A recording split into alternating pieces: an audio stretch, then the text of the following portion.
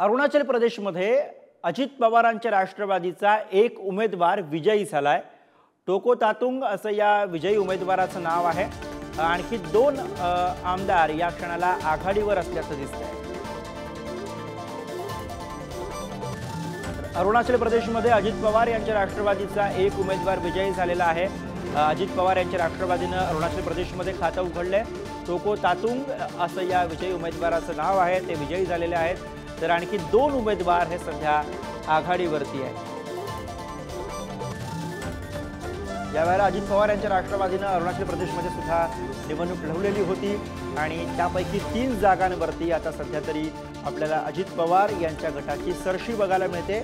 एक उमेदवार त्यांचा विजयी झालाय, तर आणखी 2 जागांवरती त्यांचा उमेदवार आघाडीवरती।